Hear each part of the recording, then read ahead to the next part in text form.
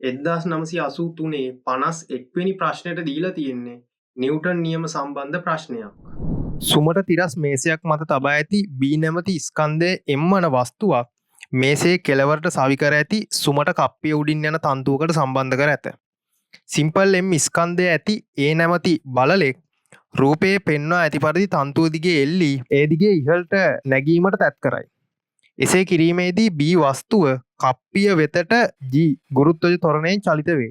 ඒ නැමැති බලලාගේ චලිතය පිළිබඳව පහත් සඳහන් ප්‍රකාශ වලින් කුමක් සත්‍ය වේද කියලා අහනවා. ඒතර මේ ප්‍රකාශන පහ දිහා බැලුවාම තියෙන්නේ ඒගේ ත්වරණය අහන්නේ. අපි බලමු. එතකොට සුමට තිරස් තලයක් තියෙනවා. මේක උඩ M කියලා ස්කන්ධයක් තියෙනවා. එතකොට මම මෙයාගේ සිරස් බල අඳින්නේ නැහැ. මොකද සිරස් දිශාවට මෙයා ඉන්නේ නිශ්චලව. ඒ කියන්නේ මෙයාගේ බාහිර බල සමතුලිතයි. බාහිර බල දෙකයි බරයි අබිලම් ප්‍රතික්‍රියාව. එතකොට මේ දෙක සමාන වෙලා තියෙන්නේ. හරි.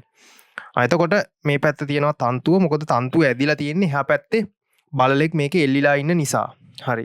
ඊළඟට මම ගන්නම්කො කප්පියේ මේ පැත්තේ තන්තුව මේ තියෙන්නේ කියලා. එතකොට මේ තන්තුවේ මේ තියෙන්නේ බලලගේ අත කියලා හිතන්න. එතකොට මේ අතින් එල්ලිලා ඉන්නේ මේ වගේ මම මේ බල ටික ලකුණු කරන්න ලේසි වෙන්න තමයි මෙහෙම දාගත්තේ. එතකොට බලන්න මෙතන බලලගේ ස්කන්ධයත් M නේ. එතකොට මෙයාගේ Mg කියලා බලයක් තියෙනවා සිරස්ස පල්ලෙහාට. හරිනේ. එතකොට මම මෙහෙම ඇන්දේ මේ බල ටික පෙන්වන්න ලේසි වෙන්න. එහෙම නැත්නම් මේ බල සටහන් වල එහෙම බැලුවොත් පොඩි වැරදි තියෙනවා. හරි.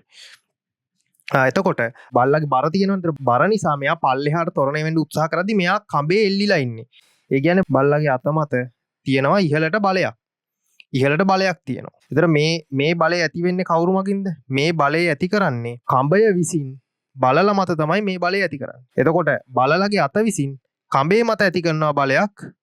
ඒක පල්ලෙහාට. මම ඒක T කියලා ගන්නම්කෝ. එහෙනම් ඒ හා සමාන බලයක් ඇති වෙනවා කඹේ විසින් බලලගේ අත මත. එතකොට මේ කඹේ මෙහෙම ගිහිල්ලා කප්පියක් උඩින් ගිහිල්ලා තියෙනවා. ඒතර කප්පිය සුමටයි දෙපැත්තේ ආතති සමාන වෙනවා. එතකොට මේ කඹේ පල්ලෙහාට ඇදෙන බලේ T කියලා කියන්නේ කඹේ සැහැල්ලුව අවිතන් නැහැ, කප්පිය ඝර්ෂණයක් නැහැ. එතකොට මේ ආතතිය මේ කඹේ පුරාවටම නියත වෙනවා. එතකොට මොකද වෙන්නේ? ඒ ආතතියෙන් මේ කඹේ ඇදිලා තියෙද්දි මේ ස්කන්ධ මේ පැත්තට අදින ඔය ආතතියෙන්. ස්කන්ධ මේ පැත්තට ඔය ආතතියෙන් අදිනවා. හරිනේ. එතකොට ඝර්ෂණ බල මුකුත් නැහැ. එතකොට මෙයාගේ ස්කන්ධයෙන් මෙයාගේ ස්කන්ධයෙන් එතකොට මේ ආතතිය යටතේ මේ ස්කන්ධ දකුණු පැත්තට ඇදෙනවා. අන්නේ ඇදෙන ත්වරණය අපිට දීලා තියෙනවා Gලු. ගුරුත්වජ ත්වරණෙල්ලු මෙයා තල්ලු වෙන්නේ. එහෙනම් වස්තුවක් මත බාහිර අසමතුලිත බලයක් යෙදෙනවා. එහෙනම් මට මෙයාට F = m යොදන්න පුළුවන්. දකුණු පැත්තට. හරිනේ.